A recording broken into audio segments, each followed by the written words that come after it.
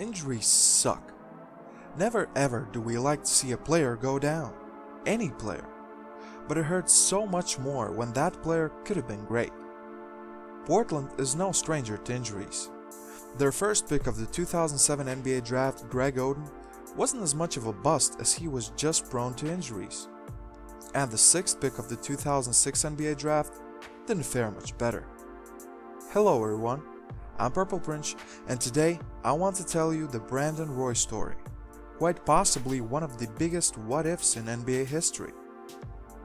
Brandon Roy was born on July 23, 1984 in Seattle, Washington. Roy attended Garfield High School, and one of his closest friends was another NBA player, Nate Robinson. Roy developed his love for basketball quite early, and he became one of the best players in the state of Washington's history. In 2002, Brandon Roy was eligible as an early entrant in the 2002 NBA draft, which he considered, but later decided to go to college and went to the nearby University of Washington. Brandon Roy had a learning disability though. His reading comprehension was slow, so he had problems with SATs. He took 4 tests before finally meeting the NCAA requirements. He wasn't sure he can afford the university, so Roy worked on the Seattle docks cleaning shipping containers for $11 an hour. In the end, everything worked out. He had 4 great seasons with the Washington Huskies and was even an All-American in his senior year. NBA scouts noticed him, and after college, Brandon Roy was drafted with the 6th pick of the 2006 NBA draft by Minnesota Timberwolves, but then he was immediately traded to the Portland Trail Blazers. In the 2006 Vegas Summer League, Brandon Roy was great, as he averaged 19 points per game and shot 65% from the field. His impressive play continued in his rookie season as well. Brandon Roy averaged 16.8 points, 4.4 rebounds, and 4 assists as a starter for the Portland Trail Blazers. Due to some injuries, he only played in 57 games, starting 55 of them. That was enough though to win the Rookie of the Year award. Brandon Roy received 127 of 128 first-place votes, which was a great accomplishment. Yes, the 2006 NBA draft wasn't the greatest as far as NBA talent. It had its share of busts, most notably Adam Morrison, Tyrese Thomas, who was initially drafted by Portland, by the way, and Andrea Bargnani.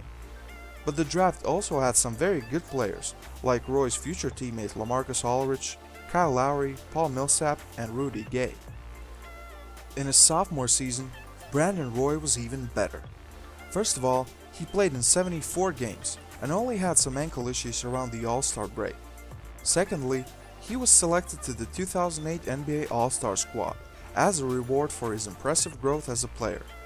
In his second season, Brandon Roy averaged 19.1 points, 5.8 assists, and 4.7 rebounds, which were all his career bests. First problems with Roy's knee started to accumulate in the 2008 preseason, when Roy underwent a 20-minute medical procedure to remove a piece of cartilage that was causing irritation in Roy's left knee. He ended up missing several weeks, but was ready for the opening day of the season. Brandon Roy otherwise had a healthy season. He played in 78 games and had his best season to date, with an average of 22.6 points, 5.1 assists, and 4.7 rebounds. Portland made the playoffs, but lost in the first round against the Houston Rockets in 6 games. Roy finished 9th in NBA MVP voting, and was named to the All-NBA second team. Before the 2009-2010 season, Brandon Roy agreed to a 4-year max salary contract with a 5th-year player option to stay with the Portland Trail Blazers, which at that time was an $82 million contract. The team was looking solid. Greg Oden, Marcus Camby, Brandon Roy, Andre Miller, LaMarcus Aldridge, and Nick Batum. It should have been one of the best seasons in Portland history.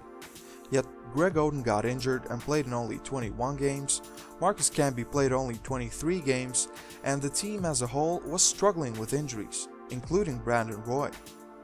Brandon Roy had a strong season and once again was selected to NBA All-Star Game, but had to miss it because of a right hamstring issue. Just a few months later, Roy injured his right knee and underwent surgery. Roy returned for the 4th game in the first round of the playoffs, but wasn't healthy and the Trailblazers ended up losing to Phoenix Suns in 6 games. Brandon Roy ended his season averaging 21.5 points, 4.7 assists, and 4.4 rebounds per game. 2010-2011 season started good for Brandon Roy. He looked like his young self, but by December, it was clear that his knees are still the problem. Initially, Brandon Roy missed 9 games, but after that, it was announced that Brandon Roy will be out indefinitely. On January 2011, Brandon Roy underwent arthroscopic surgery on both knees. He returned a month later, but still in pain, he wasn't consistent and was just a shell of himself. For the season, Brandon Roy averaged a career-low 12.2 points, 2.6 rebounds, and 2.7 assists in just 47 games. Portland Trailblazers did make the playoffs, but lost to Dallas Mavericks in 6 games. Roy's performance was very inconsistent. He had 24 points in a win in Game 4, but in the last 2 games of that series, he had only 14 points combined. There was some hope that Brandon Roy could be great again, but all the hopes were shattered when before the 2011 NBA training camp, Brandon Roy announced his retirement from basketball. His knees were degenerated. He lacked cartilage between the bones of both knees, and he just wasn't able to play at the level he used to. Shortly after Roy's announcement of retirement, Portland used their amnesty clause on Roy to gain salary cap flexibility. Spending a year in retirement and getting healthier gave Roy a hope that he could play again, and in June 2012, Roy announced that he is making a comeback. He had a platelet-rich plasma procedure, which was previously used by Kobe Bryant to keep his knees healthy. Because of the amnesty clause, Brandon Roy couldn't play for Portland, so he went into the free agent market, where he was sought out by multiple teams. Roy ended up signing with the Minnesota Timberwolves, who already had an all-star forward Kevin Love and Ricky Rubio. The comeback was not meant to be though. Brandon Roy suffered an injury in a preseason game, and he only played 5 games for the team before undergoing a season-ending surgery on his right knee. His try of a comeback ended. In the 5 games for the Timberwolves, Brandon Roy averaged 5.8 points, 4.6 assists, and 2.8 rebounds.